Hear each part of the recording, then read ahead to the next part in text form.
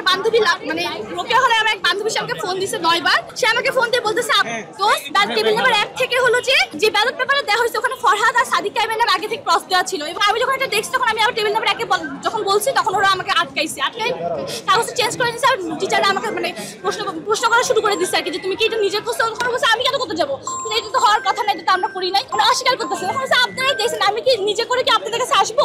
তখন ওকে আবার বাসার কথা হ্যান্ড জিজ্ঞেস করে তারপর ওকে হলো যে অনেক ভয় পেয়ে গেছিল। এমনি উল্টা নিচে মানে ব্যালট পেপার ভুলভাল দেওয়ার পরও উল্টা তাকে প্রশ্ন করা হচ্ছে। পরে তারা হলো যে এরপর আমি মানে হল থেকে বের হওয়ার পর সে আমাকে ফোন, মানে আমি তার ফোনটা পাইছি আর কি। তারপর তার সাথে কথা বলার পর আমি সাংবাদিকদেরকে জানাইছি। তো এইটাই হলো ঘটনা। মানে এর থেকে বেশি আর কি এখন টেবিল নাম্বার 1 কে ধরা হোক, তাদের এখান থেকেই ব্যালটটা গেছে আর কি। তারা প্রশ্ন দিতে বাধ্য আর কি, তারা জবাব দিতে বাধ্য। এইটা আমি গেছি তখন কিন্তু হয় না। হ্যাঁ আমি পরিচয় চিনি, সে রোকেয়া হলের, আমি তার নামটা মানে তার নাম ডিসক্লোজ করতে সে আমাকে মানা করছে। আমি বলবো কোনো সন্দেহ নাই সে এখানে আশেপাশেই আছে, কিন্তু সে হলো যে তথ্য প্রমাণ আছে সে রোকেয়া হলের।